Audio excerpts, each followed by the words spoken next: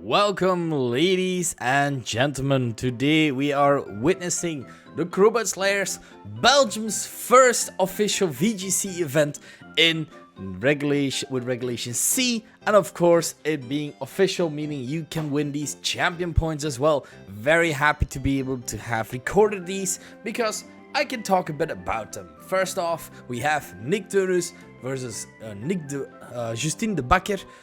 Both players honestly probably might be a few of our best. They have absolutely smashed it with their team prep, and they have convincingly won other tournaments and definitely have done well at other tournaments as well. I'm looking very much forward to seeing what these players will be bringing, because looking at the teams themselves, it's quite interesting to see, because you have Nick his team, which is a bit more offensive, the snow type team, where you do have the iron bundle together with Obama Snow being able to really spam those blizzards. And then you have Chiyu being a very good partner next to that iron bundle, because what that iron bundle might be missing with some oomph, with a bit more or less power, that Chiyu can help it with its ability as well. And if that iron bundle does go for an ice wind or so, meaning the Chiyu being able to outspeed other things is always nice as well, because Chiyu is alright, fast, 100 base speed. It's not that bad, as we can enjoy my back here for a second. But it is very nice to have some sort of speed control as well. Fluttermane, of course, being also a very good partner next to Chiyu and Iron Bundle, so having these three together makes absolute sense. Abomasnow with the possible Aurora Veil and Blizzard, and then Scizor with the nice priority Bullet Punches. All of the Rune Pokemon are quite weak to Scizor itself, because it has Close Combat, it has Bullet Punch, it has Pounce. It deals with a lot of the meta right now, so I think it's a rather good choice. And as lastly, we have the Gyarados, of course. Gyarados being a prime intimidator now, with a lot of moves such as Thunder Wave, Taunt, making sure to shut down any sort of Amoonguss and stuff, which always helps with these kind of matchups. On the other end, we have Justine's team, and Justin does have the Annihilate, the Azumarill, the Pelipper, we have the Amoonguss, the Iron Hands, and the Fluttermane. All pretty strong Pokemon as well, in their own right, so to say. Annihilate being one of those Pokemon that you tend to see a lot next to Maushold, but recently the meta has been developing, and you don't really necessarily need an Annihilate, but it is a Maushold next to it, because you have Amoonguss for possible redirection, or even just the threat of Annihilate is plenty enough as well. Interesting to see as well, Justine's team not having a single Rune Pokemon, meaning no attacks, defenses, special attacks, or special defenses will be dropped here, but is carrying a nice Azumarill Rain like combo, which makes all the water moves that this Azumarill might be putting out way stronger, which does seem rather nice. Amoonguss for a good support for these bulky Pokemon with Pollen Puffs. Iron Hands, of course, if you encounter any water type Pokemon like Gyarados, who wants to obstruct as much of that water core there. Always good. And just finishing on top with a Fluttermane is always nice to have. So let's get right into it. We are first round of the day, Swiss round 1. Justine de Bakker versus Nick Theunis. Let's see what these players are gonna be bringing, because both teams are rather interesting, with the snow versus rain this time around, as we have the double ghost lead actually from Justin's side, while Nick choosing to go for double ice lead. Okay, so that's quite interesting. Oh, it seems like we have a bit of a malfunction there, unfortunately. Switch not seemingly to work. Let's take a look. Yeah, it seems like for this, it seems like we'll be missing a few turns, so I will be skipping that match and see what happens in this one. As we do manage to get our images back here. It only took a bit, but there we go. Oh, kind of glitchy, but still working. Abomasnow seemingly went down there. Iron Bundle still hanging on, while we don't see the Annihilate might be down as well, as the Iron Hands now coming in, being able to threaten this Iron Bundle with a possible fake out, because This Iron Bundle is most likely, most of the time it does play specs together with a Bombazone, but this one is actually Quark Drive. It does have Aurora Veil Freeze Dry, but it has the possibility to just go for an easy protect, make sure that it is able to ward off any of these hits, as the Scissor now does threaten the Flutter Mane quite a bit as well. Flutter Mane, of course, being one of those Pokemon where you can try and build around it, but no Intimidate on just insides being able to switch in. You do have that Terra possibility still, if that is an option, of course, depending if it already has been used on the Annihilate earlier, because we are missing a few turns. My apologies for that, but let's make the best out of it that we can, as we have the Flutter Mane switching out, going to Bicky Pound, which is that Pelipper, of course. Pelipper putting up this Drizzle, meaning no more snow. Iron Bundle just going for a protect, making sure that it doesn't get faked out there. Scissor also just going for protect, a double protect from Nick's side, just not wanting to get faked out really, as we have just a Dream Punch coming out into that Scissor slot. Now Pelipper on the field is rather nice, because Pelipper put up the rain first off, but it is threatened by that Freeze Dry from this Iron Bundle, of course. You can switch out back to another Pokemon there, but you have to decide what to do in that regard. Scissor not really looking the greatest right now. You do have a nice switch, as Nick did showcase, with the Flutter Mane for that possible Drain Punch there, being immune to any sort of fighting type moves. Freeze Dry does seem rather good right now on this Pelipper. Pelipper, of course, does have the ability to possibly protect as well.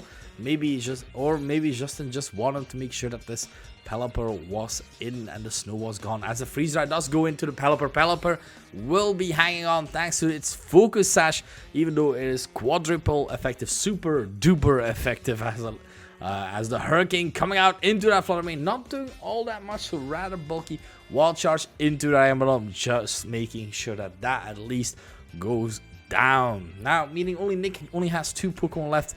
He has the Flutter Mane and the Scissor. We already know that Justin still has the Flutter Mane in the back himself, but having to decide what to do here, because that Iron Hands looks rather bulky and annoying to deal with here. Nick still has this possibility of Terra, but so does Justin, possibly going even for the Terra Fire with that Iron Hands, making sure that it is able to survive any sort of hits. It's something that's been run quite a bit, or even the possibility of being Terra Grass itself, not being able to redirect it either, but just not wanting to get hit super effectively by this Iron Hands, thus not getting hit super effectively by this Flutter Mane does seem rather nice right now, as we do have the Terra option coming out from Nick's side. He is going for that Terra Fairy, extra oomph in that Moonblast or Dazzling Gleam that this Flutter Mane will be able to push out there. We have seen the Hurricane not doing all that much on the special defense side, as we have the Terra from Justin's side as well. It will be that Iron Hands, making sure that it is able to survive any sort of moves coming out from this Flutter Mane, and making sure that it will no longer be hit super effectively by any sort of Moonblast. It is, however, weak to Pounce. We have the Helping Hand from the Pelipper. Possibly, if Nick went for a Pounce Moonblast combination, this might be enough, but just a Bullet Punch into that Pelipper. Of course, Helping Hand going right before the Bullet Punch, because it has a bit more priority. As the Moonblast does come out, is it enough for this Iron Hands? Probably not, but it is doing one hell of a lot of damage, as the Helping Handed Wild Charge does come out into that Flutter Mane, and it does manage to go down. Now, it's only Scissor on the field, but the Iron Hands is a Grass type right now. Took some more recoil damage, and we do know that the Flutter Mane is in the back. Now, you are able to Bullet Punch this Flutter Mane for super effective damage and even possibly kill, because we already know that the Focus Sash was on the Pelipper. And this Iron Hands not looking the greatest himself right now. Bullet Punch just coming out into that Flutter Mane. Is it enough? It is enough for the KO there. Scissor doing what it does best with its Technician boosted Bullet Punches. And then we have the Drain Punch coming out into that Iron Hands. Is it enough to KO this Iron Hands though? It is not. Will it be enough? The next Pounce there, it is able to heal a bit off. Oh, it was thanks to Aurora Veil that the Flutter Mane didn't take so much from Hurricane earlier. That explains a whole lot. But now the Scissor needs to get this damage through this Iron Hands. Is it even faster than his Iron Hands is the question. It might even carry the attack Pounce, which could help it with its speed there. But it is Pounce, and it is just enough for the KO onto that Iron Hands. So the first game, well played there by Nick there. Excellently played, seeing his outs that the Scissor was his possible win condition there. Even if the Iron Hands would have gone for a possible Terra Grass, dealing with the Pelipper first, Pelipper goes down, so the Scissor is less threatened by the two Pokemon on the field. Iron Hands is a strong Pokemon, don't get me wrong, but it is only able to hit Scissor neutrally with Drain Punches and Wild Charges right now. And if you forced it to go for a possible Terra Grass, you made sure that the Scissor would be able to hit it very hard the next time. Let's take a look what happens in game 2. Alright, let's see if Justin might have switched up his game plan here, as it is the Iron Hands and the Flutter Mane this time around. Now Nick still sticking to his double snow lead. Iron Hands, of course, being a fighting type, being able to deal quite well with both of these Pokemon, does look not rather nice right now. Abomasnow is able to go for a good strong Blizzard there, but it has a lot of HP, and you can heal quite a bit of HP back thanks to that Dream Punch, of course, from this onto this Abomasnow. So really have to decide what to do here. On the other end, we have the Iron Bundle is of course the fastest thing on the field, but it doesn't really threaten anything right now. It can go for an Ice Wind, slowing down the speed, but it will not do that much. Blizzard will not KO any of these two Pokemon either. It will do quite a bit of damage, but it will not KO. And Nick doesn't seem to have a lot of switch-ins, because now he is going for that Terra though. So no, it is actually Justin going for the Terra. Going for that Terra Fairy, just wanting to do as much damage as possible right now with any sort of Dazzling Gleam or Moonblast here, making sure that something might go down. Iron Bundle just going for the Protect here, trying to make sure that no Fake Out is going into him, as the Abomasnow just does exactly the same. So Justin already shot his shot with the Moonblast, with the Terra there. Fake Out went into the Abomasnow. Let's see where the Moonblast went into as well. It is into that Iron Bundle. Iron Bundle would definitely have gone down after that Moonblast there. So now having to decide what to do in this situation. You are able to just Blizzard with the Abomasnow, but you have to decide, are you switching out your Iron Bundle for a possible Scissor maybe? Scissor was a rather nice Pokemon, and it does manage to resist any of the moves that Flutter Mane might go for. You can go for the Aurora Veil, of course. The Iron Bundle is the fastest thing on the field, as the Iron Hands actually retreating right now, maybe even switching to its possible...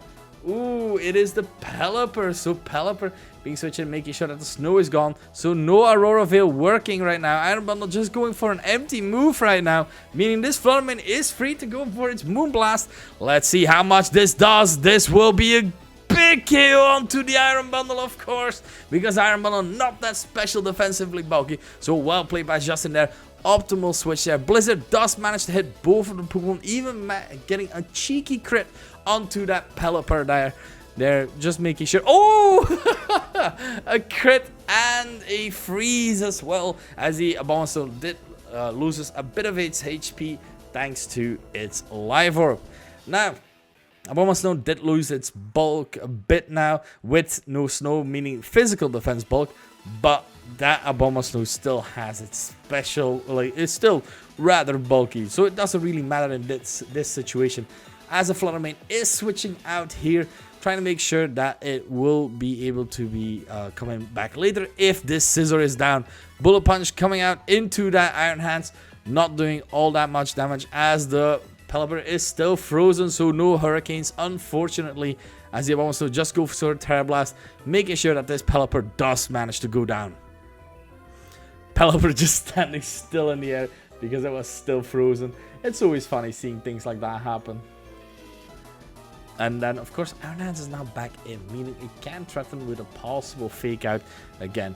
as now the Annihilate coming in as well. Annihilate, of course, not being the best Pokemon you'd like to see with a Scizor and an Abomasnow, because it is freely able to set up his bulk up. But yeah, let's see what this gives. Because Abomasnow is, of course, the live orb, but yeah, it's kind of unfortunate.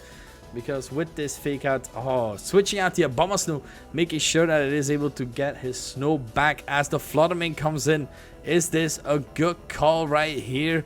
Or did Justin go for a double fighting move into that Abomasnow? Let's take a look. It is fake out into the Scizor slot, as the Annihilate is probably able to just go for a final Gambit this time around onto the Scizor as well. Just wanting to make sure that that does go down. So that's the nice thing about the Final Gambit, of course, with Annihilate, because it is able to take down a lot of things with its base HP stat, which is quite large, so to say. As Nick now has to decide what to do, because yeah, the Terra can still happen on the Iron Hands right now, but it's this Annihilate that is locked into Final Gambit. Will take something down. You can switch in your bones, so making sure that you have your Scizor for the end game there. I think that's an excellent play there.